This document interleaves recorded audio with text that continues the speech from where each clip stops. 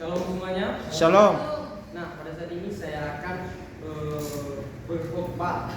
Namun sebelumnya terima kasih buat kesempatan dan waktu yang telah diberikan dan disediakan bagi saya. Nah, pada saat ini saya akan membahas terlebih dahulu tentang latar belakang dari kitab Matius ini. Nah, kitab Matius ini ialah perjanjian Perjanjian baru atau kitab pertama yang dibuat oleh Matius sendiri. Nah, ini dalam konteks jauh ini adalah wahyu. Ini adalah di dalam perjanjian lama itu wahyu yang sudah kitab wahyu itu adalah dalam perjanjian lama kitab wahyu itulah. Nah, lalu itu ada di dalam perjanjian lama menuju perjanjian baru itu ada batas, ada masa rentang lah 400 tahun. Nah, barulah itu ada perjanjian baru atau yang namanya lahirnya Yesus Kristus. Nah, pada saat ini saya akan membahas tentang sebelumnya kita yang saya akan bahas atau yang saya ulas terdapat di dalam, kita bisa membuka di dalam Matius pasal 1 ayat 1 sampai yang ke-17. Nah, di sini judul perikopnya yaitu silsilah Yesus Kristus. Nah, yang menjadi tema kita pada pagi hari ini ialah koine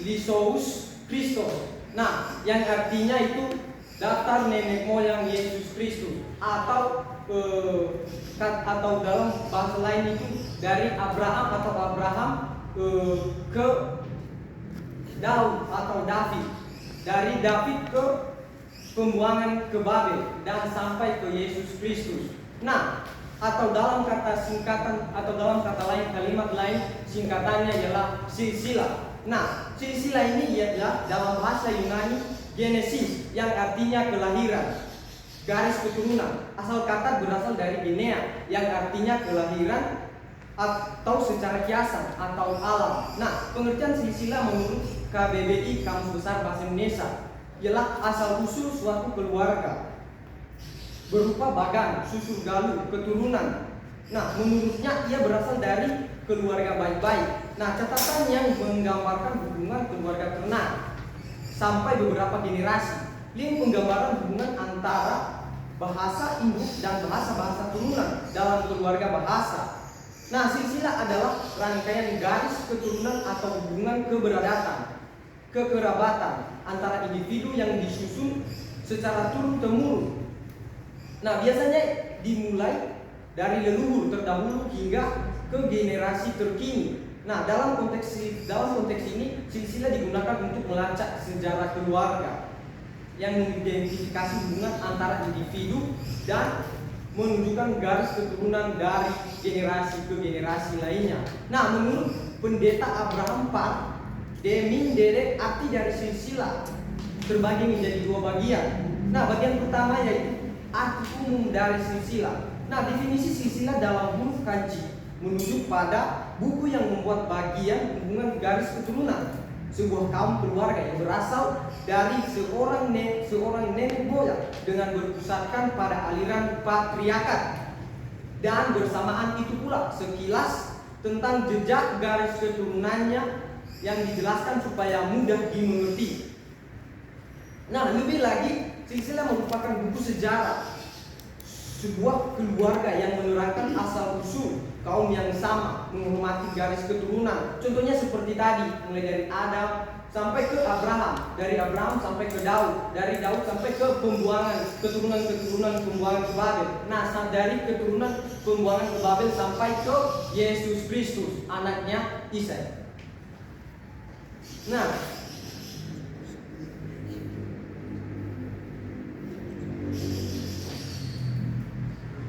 Nah, arti yang kedua yaitu dalam arti alkitabiah dari silsilah.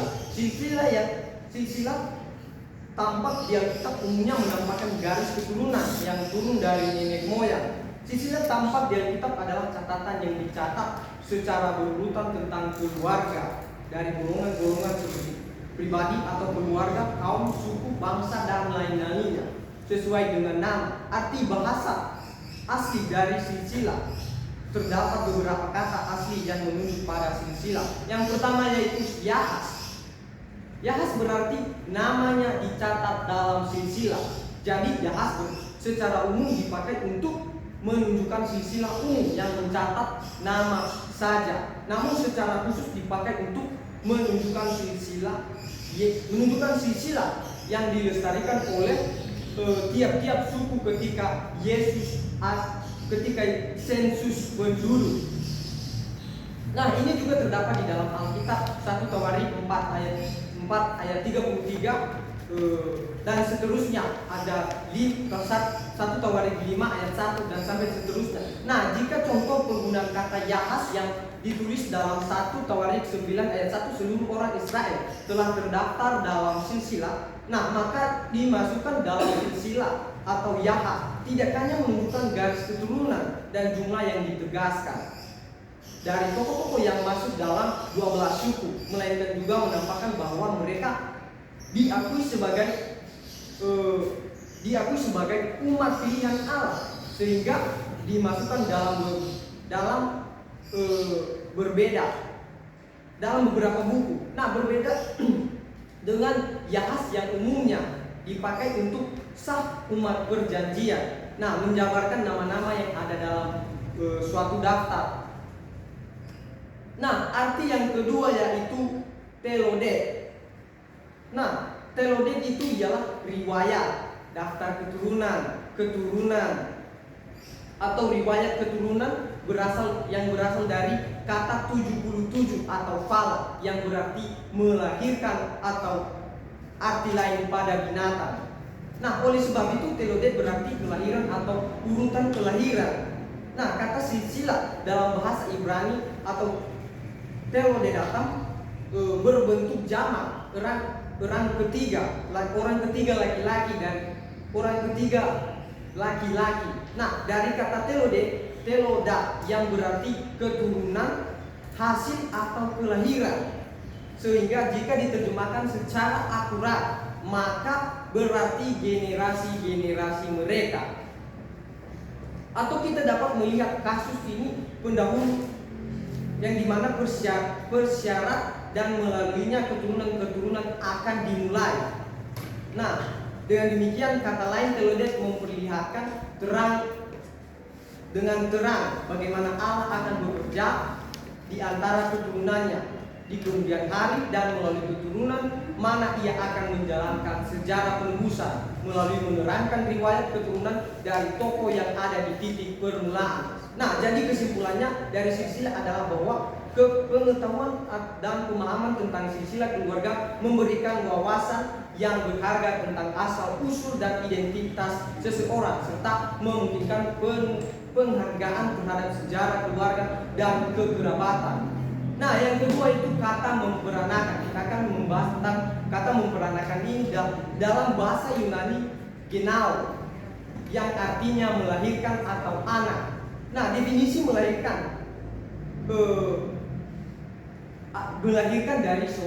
melahirkan anak laki-laki atau melahirkan anak perempuan. Nah, kata ini berasal dari variasi genos untuk menghasilkan keturunan. Nah, yang sebenarnya dari ayah, tetapi melalui perluasan dari ibu. Nah, secara kiasan untuk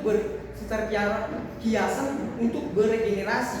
Nah, penggunaan katanya ini dilahirkan, mengandung, dilepaskan, membuat atau musim semi. Nah, kata memperanakan ini merujuk pada tindakan melahirkan atau menghasilkan anak. Ini adalah proses alami di mana seorang individu, khususnya wanita, membawa dan melahirkan anak, menyebabkan pertumbuhan dan kelahiran generasi baru. Nah, yang menjadi pembahasannya yaitu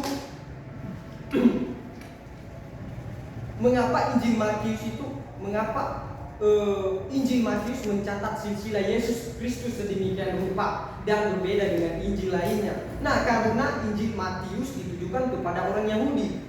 Nah, Injil Matius dalam Perjanjian Baru, Alkitab Kristen ditujukan khusus kepada orang Yahudi dan memiliki konteks yang kuat dalam kaitannya dengan sejarah dan keyakinan Yahudi. Nah, ada beberapa alasan mengapa Injil Matius dianggap ditulis terutama untuk komunitas atau pembaca Yahudi. Nah, yang pertama yaitu Injil Matius memuat referensi dan kutipan dari Perjanjian Lama yang terkait dengan nubuat Mesias yang merupakan aspek penting dalam keyakinan Yahudi. Matius menunjukkan bagaimana Yesus memenuhi ramalan-ramalan itu. Nah, yang kedua yaitu Matius menyoroti praktik-praktik Yahudi seperti hukum Taurat dan nilai-nilai moral yang penting bagi orang Yahudi pada waktu itu. Nah, yang ketiga yaitu Injil Matius mencatat perintah Yesus kepada para muridnya untuk pergi dan memberitakan Injil yang pada awalnya ditujukan kepada orang Yahudi sebelum merambah ke bangsa-bangsa lain.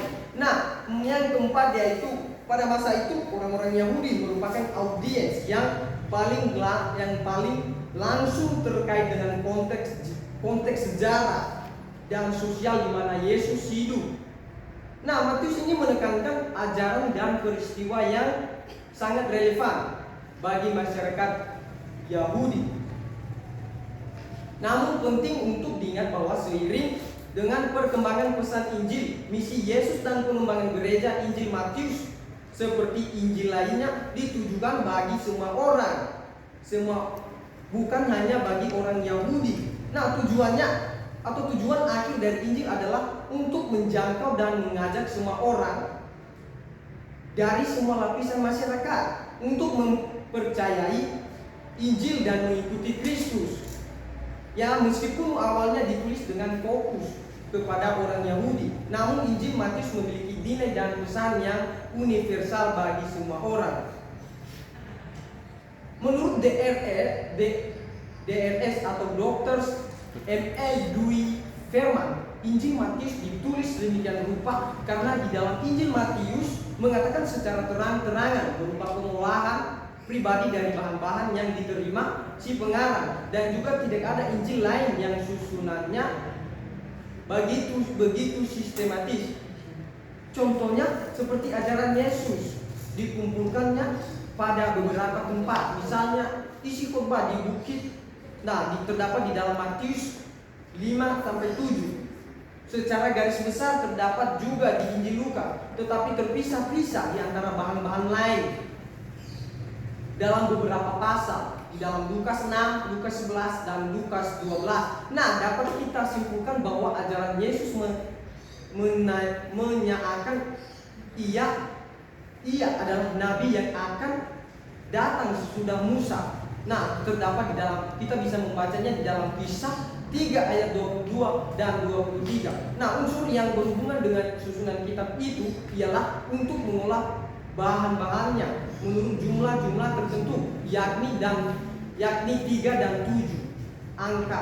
Nah, angka-angka yang menaruh nilai lambang pada zaman itu. 7 adalah kesucian sempurna dan 3 adalah angka ilahi. Nah, yang keempat yaitu kenapa Yesus lahir dari keturunan Yusuf.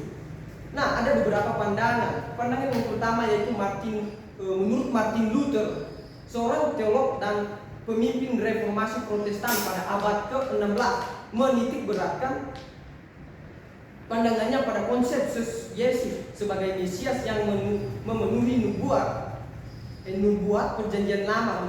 Menurut Luther, garis keturunan yang bersambung dari Yusuf suami Maria ke Raja Daud adalah penting dalam memenuhi nubuat Perjanjian Lama tentang Mesias yang akan datang. Nah, bagi Martin Luther, konsep ini menjadi penting dalam meyakinkan umat bahwa Yesus adalah Mesias yang telah dijanjikan di dalam PL atau kitab sebelumnya. Nah, menurut pandangan Augustine of Hippo tentang Yesus kenapa lahir dari keturunan Yusuf, nah ini kontribusi besar Nah, ini kontribusi besar tentang tulisan Agustine of Hippo yang mencakup berbagai bidang, termasuk teologi, filsafat, dan sosiologi. Nah, bersama dengan John Chrysostom, Agustinus termasuk di antara cendekiawan gereja mula-mula yang paling produktif berdasarkan kuantitas. Nah, Agustines adalah salah satu penulis Latin kuno Kristen pertama yang memiliki visi sangat jelas tentang antropologi teologis. Ia memandang manusia sebagai kesatuan jiwa dan raga yang sempurna. Dan dalam risalahnya yang terakhir, On Care to be Had for the Deed, for the Deed. Nah, bagian halaman 5 yang terdapat di dalam halaman 420. Nah, ia mendesak agar kita menghormati tubuh dengan alasan bahwa tubuh merupakan hakikat pribadi manusia. Nah, yang ketiga yaitu menurut Abraham Park, adanya perjanjian kekal antara Allah dan manusia pertama, yang dimana sesudah manusia pertama melakukan dosa atau melanggar perintah dari Tuhan Allah di Taman Eden, yang dimana setiap keturunan mereka akan ada nabi atau imam yang akan dipakai Allah untuk mengutus mereka itu memberitakan nubuat-nubuat yang dijanjikan Allah dari semula kepada Adam dan Hawa.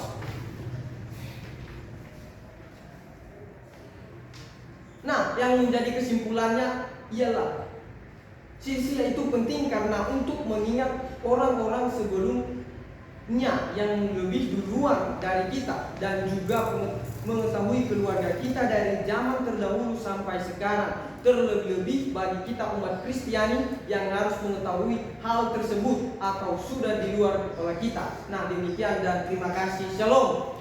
Shalom.